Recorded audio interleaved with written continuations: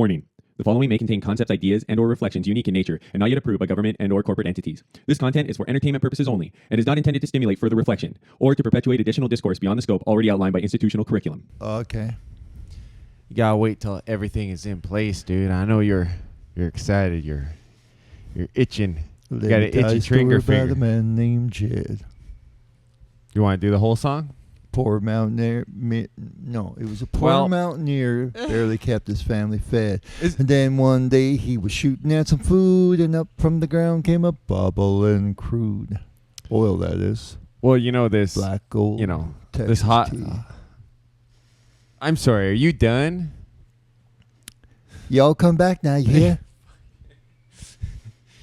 You know, because this is the front part of it, I could always cut it. That's what child's programming is like. It just embeds itself into your memory.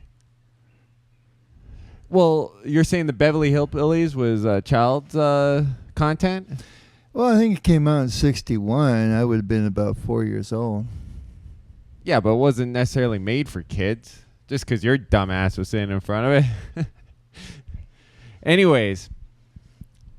We liked whatever was on. You know what was great about that, though, dude? What I really loved about what you did there? Segued? Yeah, it actually, well, it was the antithesis of a segue because it had absolutely nothing to do with what we're going to talk about. So, that was good. But now... We got to come up with a word then that's the antithesis of segue. Dead end? Whatever the hell you did. Okay, You mind if we get like on track to doing something other than the theme song for the Beverly Hillbillies? Yeah, okay, man. Just get on with it. Well, I didn't know that now you're so damn impatient. Well, I don't even know what this is going to be about. Yeah, when do you know?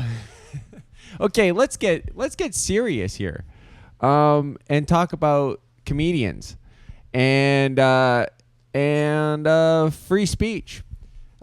Basically, let's cue the intro and get into it because I don't think we're ever gonna get into it if we just keep on rambling.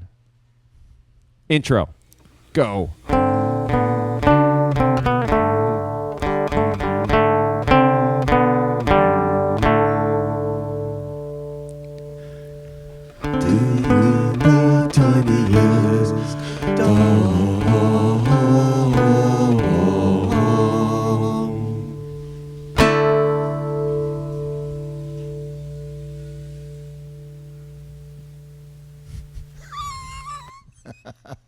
What is your problem, man?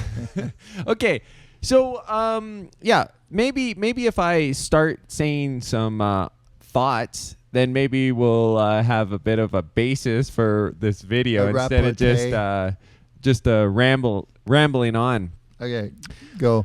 Okay, so I find it interesting because there's a few times where comedians will have these like moments where they've made an edgy joke.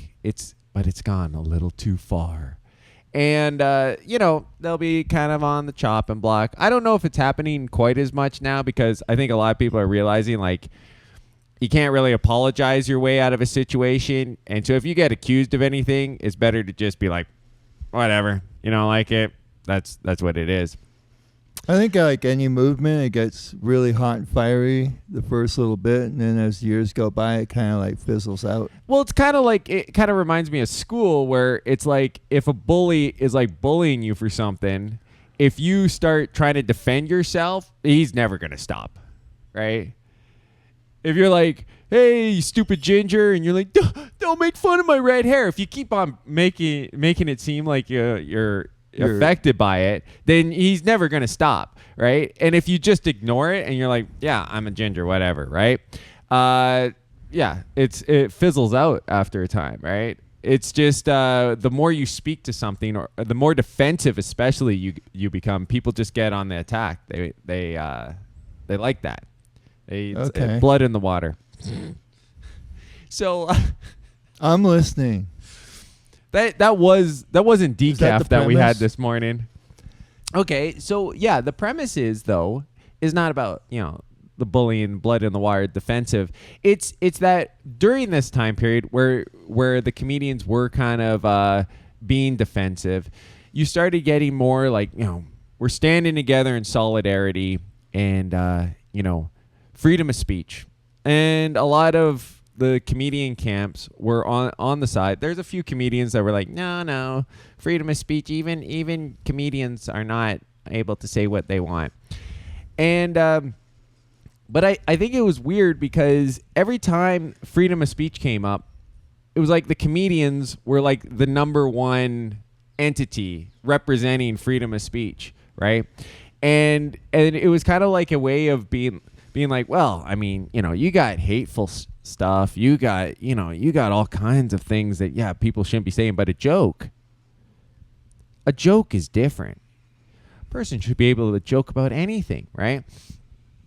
And I think it was a real red herring, kind of like this entire video, but it was a real red herring to go on, because I'm sure that the founding fathers and any other countries that implemented freedom of speech, their primary directive was not to make comedy more liberalized. Like, they weren't. You guys, something to say? Well, I was just thinking about the court jesters having a lot to do with writing the Magna Carta.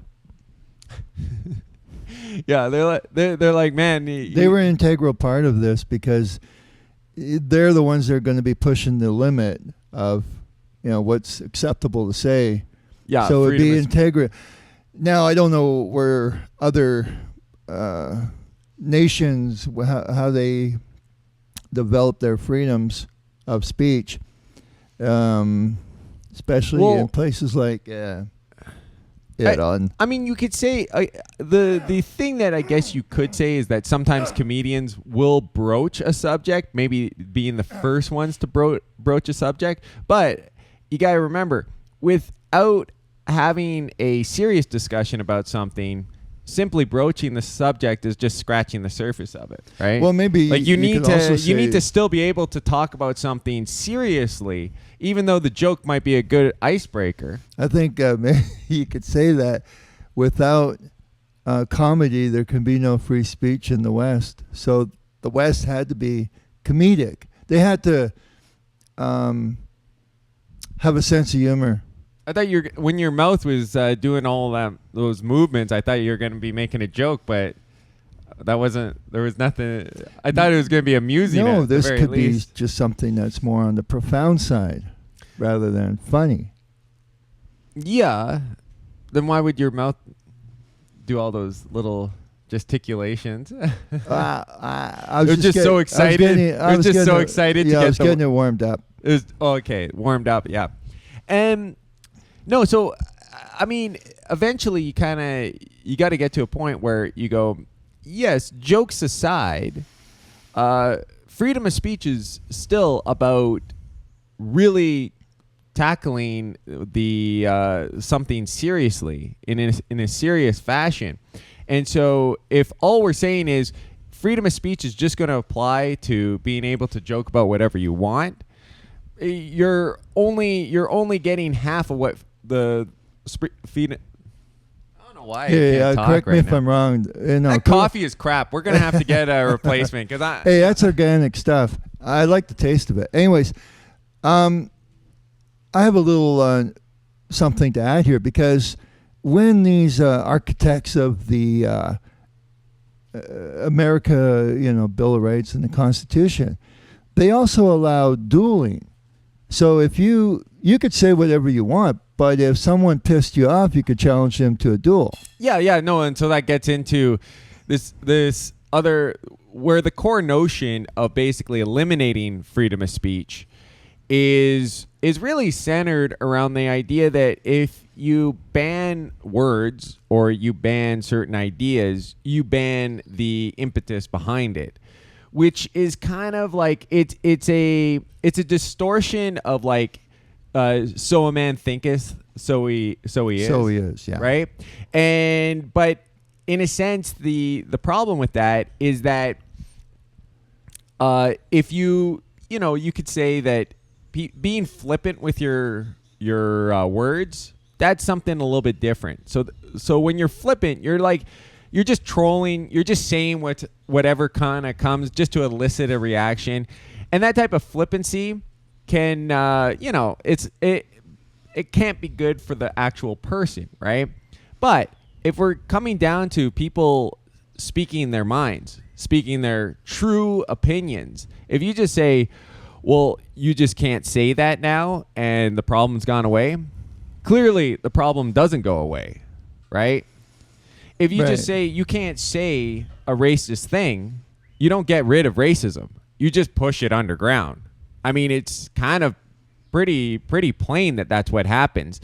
I also don't understand sometimes when they're like, oh, this person had like some racist tweets or something, so we're going to fire him, and now he's going to be an unemployed, rage-filled person. I think the answer to what's racism... going to happen then? I think the answer to racism is just throw in more diversity of races so that you could fan the flames of more racism. Yeah, and make sure that nobody has the right to speak their mind, because suppression of feelings is definitely a good, healthy way of dealing with a problem.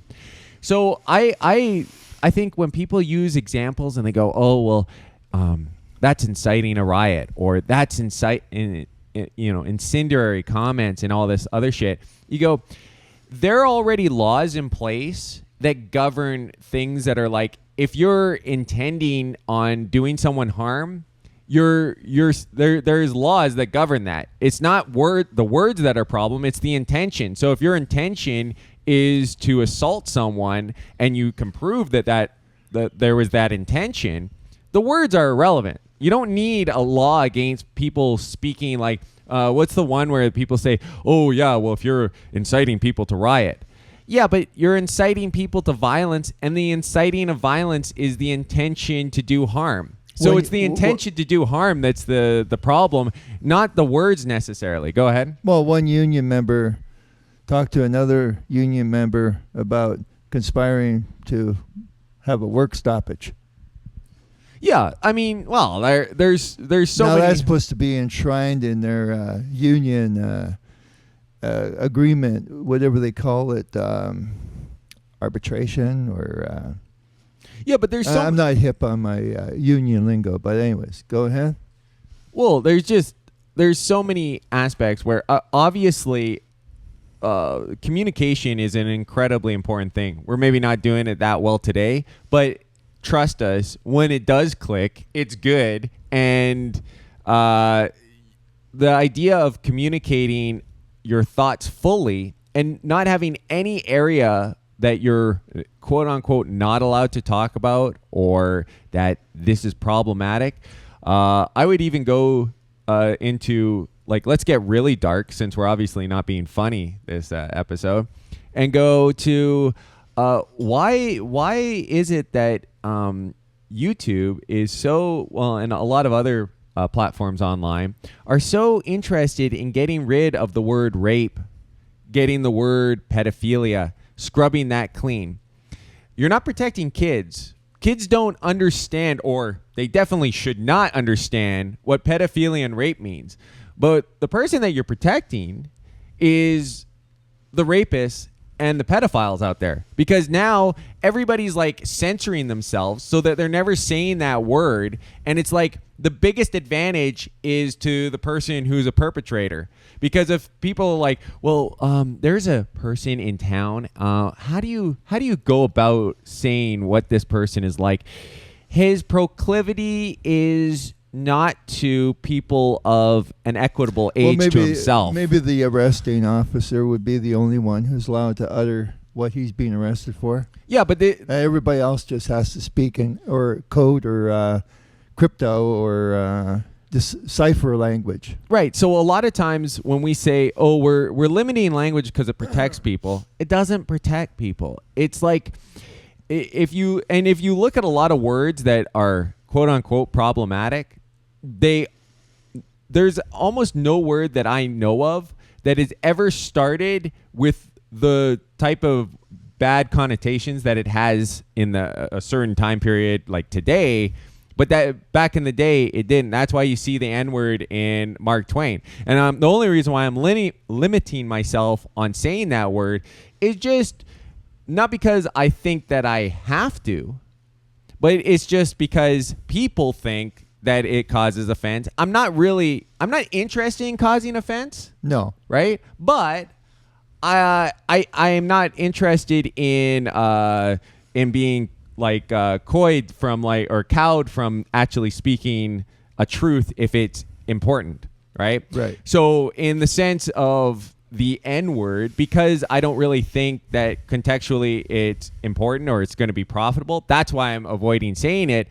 But it's not that I think that if you eliminate a word, you eliminate a feeling or a sentiment. I think that you limit a person's ability to accurately communicate themselves, but that can just create frustration, not actually just eliminating hostilities. And this is an important component with freedom of speech. I believe that everything is on the table if you're going to talk about a discussion, right?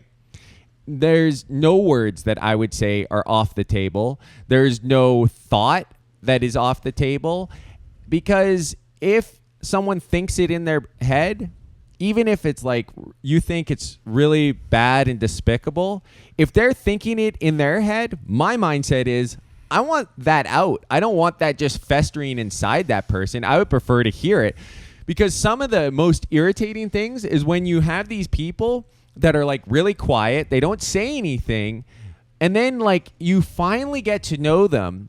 Maybe they get a little bit of alcohol in them, and then you're suddenly like hearing them talking. You're like, what? This is all the type of shit that's been rolling around in your head? Like, it doesn't even make sense. It's not logical. But you never refine a thought unless you have this like conversation, which means an open conversation. You can't like redact it and go, well, this is like 60% of what I think, and I've redacted the 40% that I think is incredibly offensive. Well, then that's not your real opinion, is it? Right? It's a like censored, or it's a streamlined idea, but it's not the fullness of your idea. So there has to be, and really, technically speaking, the place that thought and ideas should be shared is in education, in politics, in places where we're talking about where are we going to lead a nation? Where are we going to lead a people? Those are areas where you shouldn't have any form of censorship at all. And those are the areas where we see the maximum amount of censorship. The irony is that politically correct, right, literally is like some of the most limited speech. And then political language should be actually the most open, because we're talking about, hey, we're going to lead this nation into a complete dumpster fire. But we shouldn't describe in visceral detail exactly how we're going to enact that. Or just how bad it's going to look. Yeah, because we want to be politically correct when we're instructing but you. we pulled the plug, and that should be fairly evident by who we feign to suggest that we represent, but in the supposed democracy, we're not representing the majority of the population. Right. Clearly, we're saying that we're choosing to special interest certain groups over and above the majority of the population. Yeah, and let's just kind of like do a little mental exercise and go, what would happen if we lived in a world where comedians were not legally allowed to make any jokes about pedophilia or rape or Muslims or whatever other hot topic, or race, right? What kind of hellish landscape would that create? Well, probably not that hellish, really. I mean, I think if we lived in a world where there was none of those type of edgy jokes, I think we'd find a way to survive. Like, comedians have like some of the biggest egos where they're like, there's like, all society as we know it would collapse without my rape joke. Right. Come on, man. What the fuck are you talking about? You're putting a lot more weight on, the Laugh Factory than really is deserving. But what would create a dystopia is if you end up limiting political discussions and political debate, and you end up censoring the hell out of that. Well, now we're talking about where we're leading the nation. What are our policies? And you've got a bunch of people that are making basically international policies in getting engaged in war and conflict, where these pricks are like, let's not say shit because, we don't want to offend anybody. I mean, when we're talking about involving ourselves in a long, protracted war somewhere, we can't say shit. Yeah, okay. Oh, we can't say anything that might be offensive. We can't refer to violence, even though it's the thing that we're going to be perpetrating. We don't want to show any gory pictures or anything like this. And so you go, that seems incredibly odd that the mechanism of the system is looking to perpetuate ideas that are going to affect almost the entire planet, because we're so interconnected. The policies of America is going to affect a great many nations around it. And this is where we're seeing the most limitation of freedom of expression.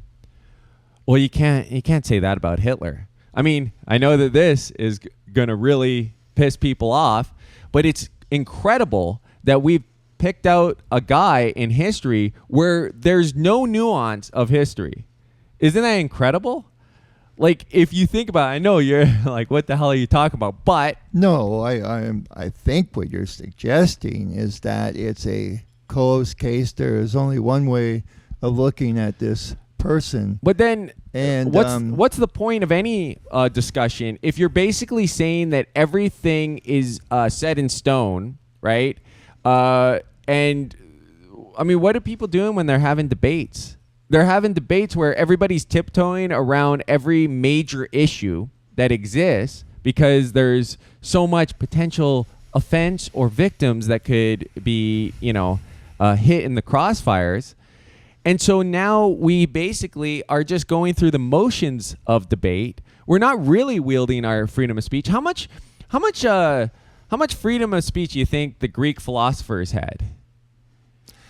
I think you were telling me they had a considerable amount of freedom. I just can't imagine as a philosopher, people go, well, actually, I'm sorry, Plato, but that's kind of against the status quo.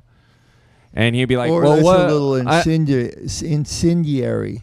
Yeah, but I mean, if you think about it, golly, that's a little controversial. Well, isn't that the entire point of philosophy? Is kind of like you're pushing the limits of what is the norm, what most people, the way that most people would look at something, is not. You're going to push back against it. And in some cases, I don't even think that these philosophers never necessarily believed wholeheartedly everything that they're putting forth. It was just the exercise of philosophy is to push back against something that is a generally held norm, right? Yeah, don't forget, though, that the authorities of the day did sentence Socrates to death. Well, yeah, but the thing is that we're also looking back at a person that freely expressed themselves as, this was good for society and for generations afterwards, right? Because it pushed things forward. It pushed modernism, more forward. And if you take away that free expression, then maybe he wouldn't have been condemned, or he wouldn't have been a pariah in his own society. But then he wouldn't be saying anything of worth. Who sets the taboos? Well, obviously, someone the ruling power sets it. I mean, they're clearly collectively setting it. Right, because clearly, if I said that I think that Stalin was the greatest leader to ever live, that would be considered maybe incendiary in the West. But we don't it's want certainly people thinking that you're a closet commie. But with some of our other videos, we're definitely not communists. Whatever. I don't give a shit what people think. They can think what they want. Yeah, but you don't necessarily need to lead them on to think something that you're not. Since I'm doing a hypothetical, now you're making me look like a commie because the whole thing was a hypothetical. Okay, I'm a big fan of Pol Pot. Okay, no, I He knows nothing about Pol Pot. I think Tiananmen Square was a great display of Chinese You're military. just trying to suck up to the People's Republic of China. The Ugandan massacre was. I'm a big fan of massacres. I like the machete massacres. I'm a huge proponent of them. Anytime you have innocent people, I think you should mow them down. These are the type. What's up? That's what else? a perfect demonstration of what he was saying of free expression, which is not necessarily implying that that's what he really thinks, but he would like to at least have the license to say that. And then I think that at his own behest. I think that Hiroshima and Nagasaki has gotten a bad rap as being a bad event, but I think Okay, dude, I think you've explained yourself enough. I don't think we need further examples of your ability to stick your neck into a noose. No, but okay. So what the point I was trying to make originally though was that if I said that Stalin was a great leader and it was a false flag that he killed anybody incorrectly, yeah, it sounds incendiary, it sounds bad here. But if I say the same thing in Russia, might not sound as bad. It actually might be more of an established talking point, right? So it shows that what we're really talking about is we're not talking about things that are universally, oh, you can't say that universally. Because certainly it's all about who wins the battles or who wins the war, get to write the history about it. Right. Right? And so, but here's the problem, is that the way that we will grow and advance is not by living in a dream world of this completely biased form of history and the past and everything like this. Pragmatism, being unbiased, being objective, these are the things that are going to advance our society and not allow us to fall into the same pitfalls that our ancestors fell into, making the same mistakes. But if you can't accurately talk about the past or a situation in the past because it's too sensitive a topic, you're not going to learn anything from what has happened. Right. You don't seem to want to wield your freedom of speech too much. Well, I mean, I don't know where we can go with something like this. Okay, so yes, history is written by the victors. I get that. And we're given this perspective. Yeah, but do you think, okay, so let's hear what you have to say. Do you think that there are certain things that should not be said? I think there's certain things if you have a certain idea of what is true and someone lays out an outrageous proposition that is opposite of what you think is true, then naturally you're going to cringe. You're going to feel this just grates against my sense of what is factual. So yeah. I will feel a little bit inclined to push back on something like that, whether I actually say it. Yeah, but see, our idea is like, if we think about what is pleasant to experience, obviously being in a state of agreeance is pleasant. It's pleasant that someone understands what you're saying and understands your points and agrees with them. And there's nothing wrong with that. It's just that type of mindset can be something that makes us fall into a rut, which would be a echo chamber or anything like that. Okay, so I think what you're saying is that you and I will have conversations about different things, and sometimes we'll see eye to eye on it, and other times we won't. But I'm never feeling like I've got to convert you, nor do you feel like you have to convert me. I would think, well, like when I brought up chemtrails way back in like 2010, 2012. Yeah.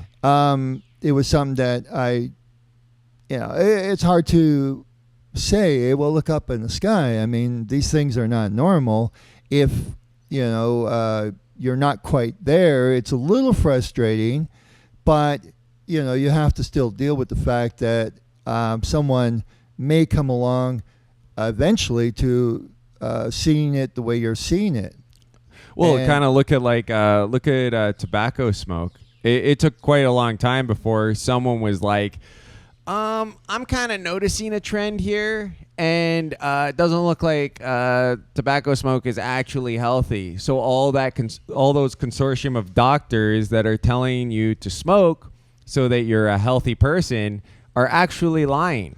And it takes a little bit of bravery to put your neck out there. Yeah, sure. Well, my pushback on that would be, given the additives that they put in tobacco, the formaldehyde, the excess amount of nicotine, I would say they're trying to create something to be more addictive than it really is. But natural, pure tobacco, I think there's this therapeutic use for it. I'm not really indulging in it myself today, but so there's an example of you've got maybe a nuanced approach to whether it does have some health property, and there's the funny thing is that there's maybe some argument because it is it can be antimicrobial in the sense that it used to be something that they would occasionally use for like pneumonias or different it actually, lung bacterias before they had antibiotics. It was a great way of killing everything in your lungs. Now, whether you want to kill everything in your lungs every day is another argument. Well, and I go back to whether you want to kill everything in your lungs every day with the added chemicals that the traditional big tobacco companies were putting in. And probably still are. But tobacco here's in my and of point itself. though. Here's my point. If you don't have freedom of speech and you don't have freedom of expression, how could you be converted if you're not fully expressing exactly what you think? Right. So if you say no, I got this other idea. It's like the coca leaf, right? Yeah. Now you said when you're down in Colombia that they would actually have like a bit of these coca leaves that you could chew. Yeah, it's for altitude sickness. Right, and it's a bit of a stimulant, similar to... And it makes a great party as well. Yeah. But it's the processing of tons of these super leaves. Toxic. But it's also like even the process like that they use is super toxic, and there's like chemicals involved in it. Right, but the ancient... Andean Incas. Yeah, the Incas. They would use it probably in the more traditional sense of making a tea out of it, and in a very, very low concentrated dose. Yeah, but I mean, so this just comes down to the fact that like you could say that a comedian bringing up or broaching a subject, but you know what? Sometimes as well with comedians, sometimes. Like I found that a lot of edginess is actually fell into its own rut, where you got a lot of these like, I'm the edgelord. I'm constantly pushing the envelope. But you know what? It's funny that all those guys end up kind of pushing the exact same part of the envelope, right? They'll make. Yeah. And I really find it funny when you've got these guys that are like, yeah, I'm super edgy, and you're like, oh man, I'm gonna make an anti-Christian joke. I'm gonna make a joke about Jesus Christ because no edgy comedian has ever done that before. Right. So it is in our nature to fall into a rut.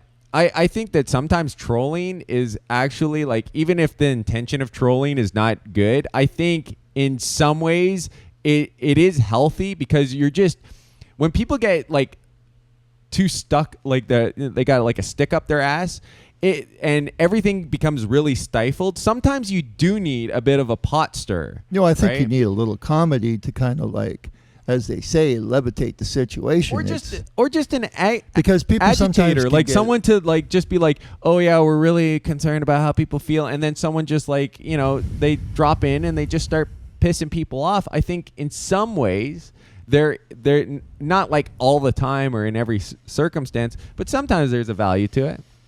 Yeah. And also, if we brought back violence, then we wouldn't be so concerned about what people said, because people would be self-censoring because they're like, I can say whatever I want, but I might get punched in the face for it. Right. And that was a good reason. Like, I think people were a lot more considerate back in the Victorian era, not because they had all these laws restricting what you can or cannot say, but if you did happen to cause offense to someone, they didn't like, oh, we're going to cancel you. They're like, you've insulted me. I'm going to punch you until you stop insulting me. To a duel. If Yeah, you had mean, a pair of pistols. Right. So there was like, maybe you could find someone that does. There was now that we've gotten rid of like violence, we're no longer, we have to solve all of our problems with words, but we're going to limit the amount of words that we can use. So in a sense, we're going to be problem. all self-imposing our own prison, because we know if we step outside of that, we'll end up in real shackles, possibly. Yeah. And so it's about self-censoring. It takes on many different forms, and it could go beyond speech. The ideal is that, yes, people aren't there, just saying all kinds of vulgar, disgusting shit, not trying to get in people's face, not trying to be instigators and all this other stuff, not being rude pricks, right? The ideal is that. But limiting someone's language and what they're allowed to say doesn't solve the root problem. The root problem is, if someone's being a prick, just putting a bandage over their mouth doesn't automatically stop them from being a prick. They're going to find other ways to be an asshole. And that's why I choose just to live in a country in whose language I don't really fully understand. Yeah, no problems. No understand. So I think it is an important question, because I think, in my personal view, people can disagree with it. They can agree or they can agree. No, they can disagree with it if they like. But my estimation is nothing is off the table, and no idea is off the table. Even though there's plenty of things that I don't like and I don't want to hear. I'm not going to say that these people should be muzzled, that they can't say that thing, because I want to know who my enemies are too. I want to know who has views that are diametrically opposed to mine. I don't want someone going, well, no one can say anything, so take a wild guess who's the traitor in this room. Well, right? And the real, if you really wanted to solve a problem, you would say, well, anybody that has this views over here, you should just stay over there, and you guys should be over here. And that way there could be a nice big wall. You could have your own little thing going on there, societal wise, whatever that's going to be. Whenever I meet someone, I want to talk as much as possible. I want to entrap them in what they really feel, because I don't want to waste my time with someone that thinks like not differently than me, but when it's like their entire life is diametrically opposed. What they think matters in life is diametrically opposed to what I think matters in life, right? So I don't want them to be saving my precious little feelings you by... might also want to try to draw them out to make sure that they do actually think about something. They could just I don't want to be hanging out with a guy that's like, I'm just saying all these things and and I look back and he's just on like autopilot, and the switch in the back of his head is on auto. Well, yeah, anybody. The point is that they them. This is how we understand one another, is through full blown communication. Not like if you were married to someone and you said, "Well, honey, here's a list of all the words and ideas and concepts that I just don't want you to say." Does that sound like a fucking healthy relationship to you? No. And I'm not guiding you. That was an easy one to I am not. answer. Yeah, I know that I make it really aggressive so that you almost have to agree. Like, come on, man. What the? Yeah, sure. Whatever you say. So, but obviously, if you're in a good, healthy relationship, you want full disclosure. You don't want like a half-ass, partial, disclosure of your thoughts. It's not healthy. There's a barometer that you could say this is an indication that we are not living in a very healthy society. Case closed. Have a good day. Well, maybe if we go no, but if we tied this back though, if we tied this back to psychologists, how do psychologists operate when we're living in a very politically correct sort of platform? Okay, now be honest with me. How do you really feel? No, like just kind of like I know all the things that you've been taught from your entire life, from elementary school all the way up to adulthood, is taught you to suppress all of these thoughts that you have, these innermost thoughts. But now I'm asking you, be honest. This isn't entrapment. Oh shit, this guy's a racist. 911, I got a racist here. No, I mean, first of all, what the psychologist has to do is establish trust with the person that he's purporting to wanting to help. If he can establish that, then the person's going to be a little reluctant to open up. Now, the thing is where do most psychologists and psychiatrists where are they employed now? Yeah. Well, in the States, since it's a giant multi-billion-dollar industry, the medical, whether it's health or physical, somehow these insurance companies are able to cover the cost for all 320 million people. Yeah. But normally, when you think about it, where do these professionals get hired? Well, it's got to be some kind of institution. I would imagine these institutions have shareholders and are profit-driven. I don't imagine, unless they're just working charitably for the government. Yeah. At a stipend. Is this a red herring?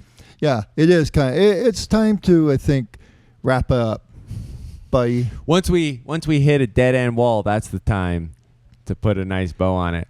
And really, I don't. The problem with today's topic is I can't really put a bow on it because you have to think for yourself. I mean, I can't be telling you like, yeah, everyone should say any sort of hateful thing that enters their head. They should have the freedom to say. This is my personal view.